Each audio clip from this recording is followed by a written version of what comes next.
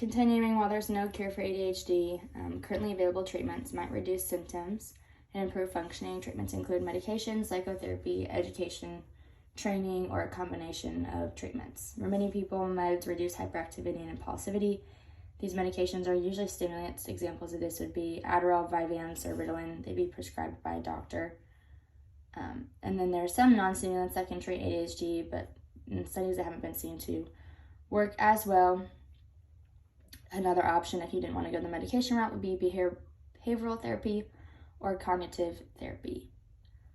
And of course, having to medicate ADHD with, a strong amphetamine, like Adderall. Adderall can be highly addictive as well, and there is many cases where the medication treating their ADHD is what someone with ADHD will become highly addicted to. So it's a very slippery slope to try and properly balance the treatment for this disorder and help increase executive functioning in someone's life without putting them at a severe risk for a substance abuse disorder.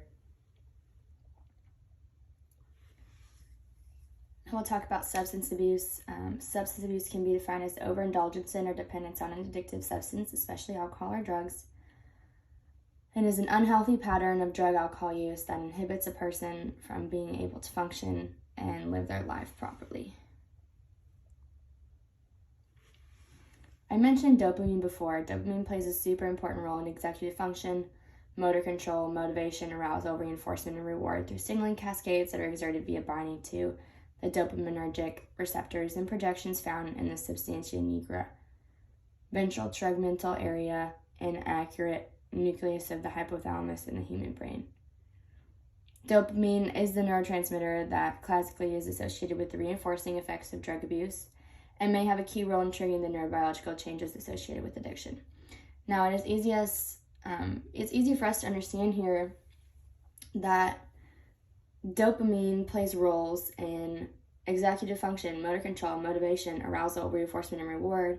And these are all things that are characteristic of a person with ADHD to struggle, have poor executive dysfunction, poor motor control, that fidgeting, that restlessness, poor motivation, either being stuck in that kind of procrastination paralysis where they don't want to start a task because it's such a monumental task and they don't have that self-drive or motivation to get themselves doing it. They need that dopamine to be able to want to do something. Issues with arousal, issues with reinforcing patterns and being able to stay on a schedule, issues with the reward system, that reward system being hyper-focused on getting dopamine and quick rewards and not thinking about long-term goals and those impulses. So we can really see the overlap here between dopamine issues and ADHD. And then, of course, dopamine is that neurotransmitter that's released when you are doing drugs that you enjoy or drinking alcohol, things that will trigger the release of dopamine in your system. So then your ADHD brain is like, yes, great, we can get dopamine from, doing these substances that are really unhealthy for you. And then that ends up spiraling into an addiction.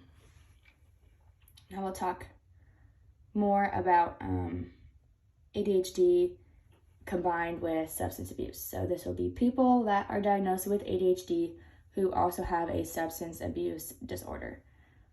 Obviously, people with ADHD don't have enough dopamine, and this use of drugs or alcohol triggers that release of dopamine, so they're going to want to do it.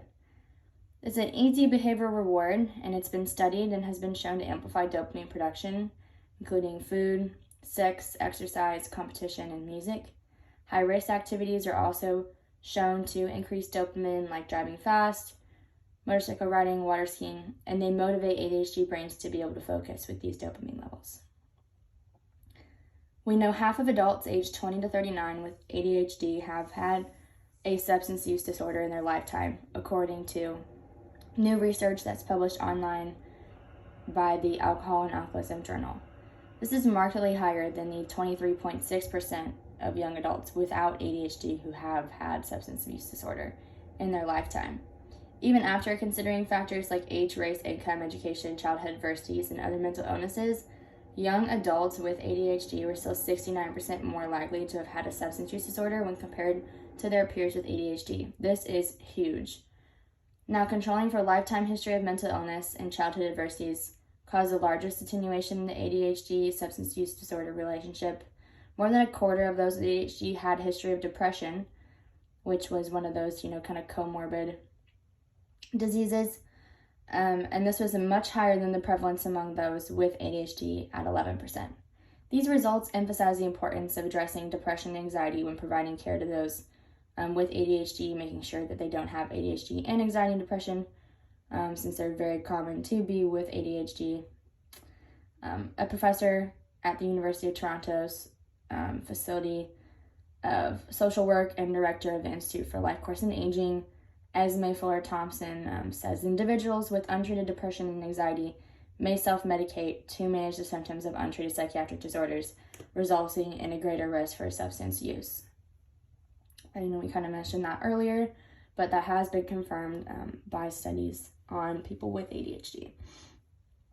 We know that another contributing factor to substance abuse disorders is adverse childhood experiences, and we know that a contributor to ADHD can also be high levels of adverse childhood experiences, with more than a third of young adults reporting they had been physically abused or sexually abused at 11% and 35% before the age of 16.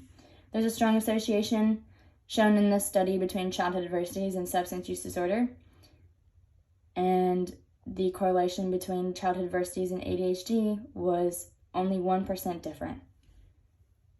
That childhood maltreatment likely disrupts emotional regulation and the neurodevelopment of children, predisposing them later in life to developing ADHD, depression, and anxiety, which easily results in that, of course, substance abuse disorder.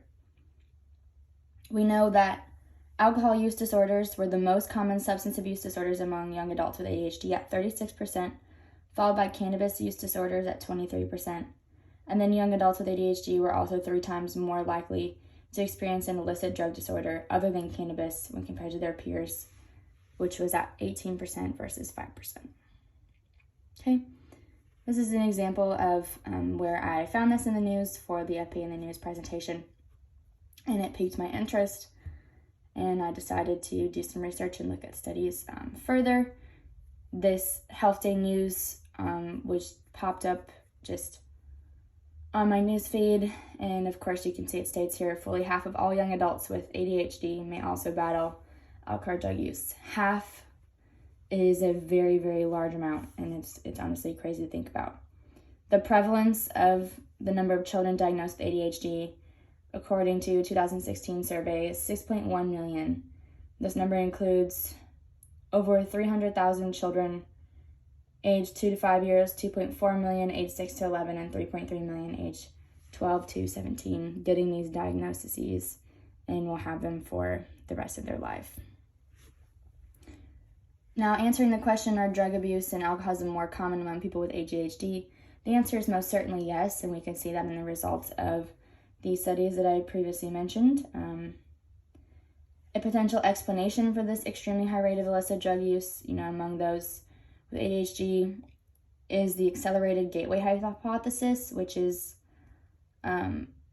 supported by evidence from a recent study by a social worker at the University of Toronto.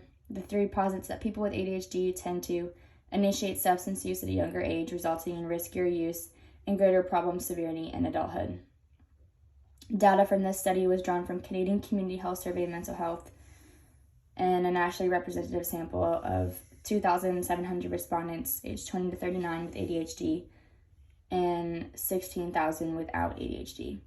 The findings of the study underline the extreme vulnerability of young adults with ADHD. There's a clear need to develop prevention and treatment programs to address substance use issues among those with ADHD while also promoting mental health, addressing childhood adversities. Okay, here's some of my sources.